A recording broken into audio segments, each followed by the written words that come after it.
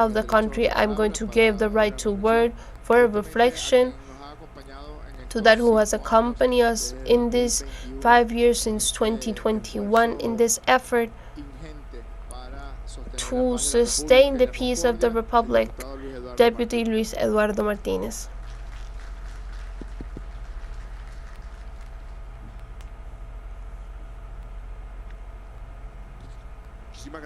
Thank you very much, President.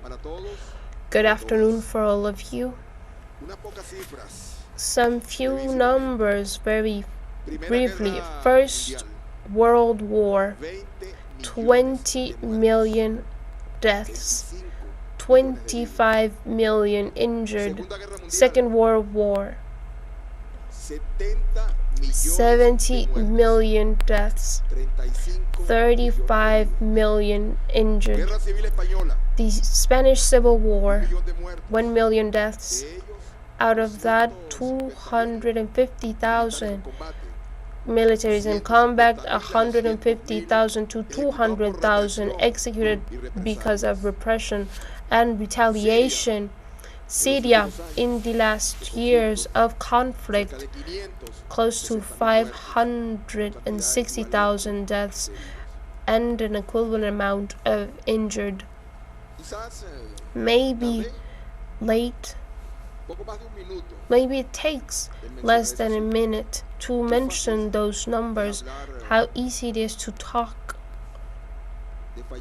of deaths, of injured in combat when it is about of statistics, how painful it is to understand that behind every life lost, there is a family, there is a parent, there is a mother, there is children, there is friends.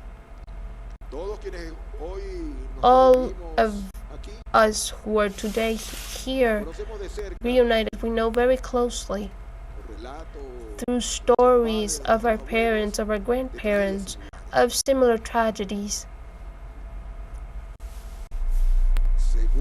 According to ChatGPT, which is today the subject of an obligatory consultation, at this time there's 74 armed conflicts in the world. Under any circumstances, can we, those who reside here, allow that Venezuela turns into a theater of an open conflict? And I say an open conflict because it would be something that, again, those of us who are here and understand sufficiently that our country has been under the siege in over a decade, because how can we call the result of the economical sanctions that is not the word siege, that is brutal against all of the Venezuelan men and women? It's been over 10 years and hundreds of sanctions that are over our population, together from a couple of weeks ago with a media campaign that generates uncertainty and anguish in our population. So it is then time for all of us, in the framework of the biggest unity, to continue our lives in peace. If we turned off our phones, if we disconnected for a couple of hours, and we go out to the streets, we can say one and again that this is a country in peace. No one denies that we have problems in our day to day, but we live, we work, we share, and we see our families enjoy. And that is a privilege, that is extraordinary, that we can't allow no one or anything to take that from us. This is a country that is extraordinary, where thanks to the effort of those that like you came to Venezuela to work and to help us grow together with our nationals, we can push it forward. I militate, as many of you probably know, in the democratic opposition of Venezuela, who believes in consensus and dialogue and understanding. We can push the country forward. In the name of those who militate in different organizations to the officialists, I want to say to you, looking into your eyes, that we are one in the defense of Venezuela. There is no difference that separate us in this time of preserving the institutions, the tranquility, the peace.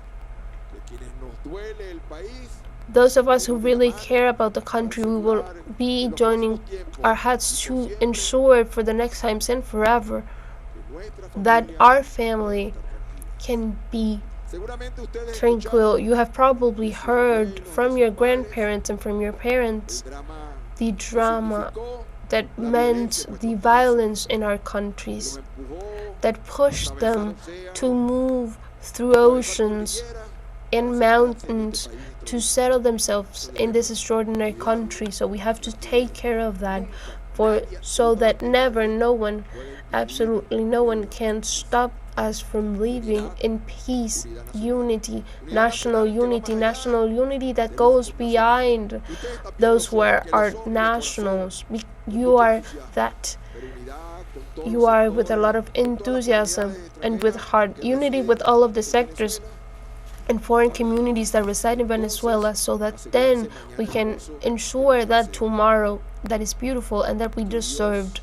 May God, the God in which each one of us believe with faith, may He protect us and make possible then that this nightmare that today some very few try to impose in Venezuela, it may be left in our behinds in the next weeks, free finally of that anguish and that preoccupation that marks us today. We can continue to dispose, to be and make this land of Venezuela, your Venezuela, and our Venezuela, make it bigger and better. Thank you very much.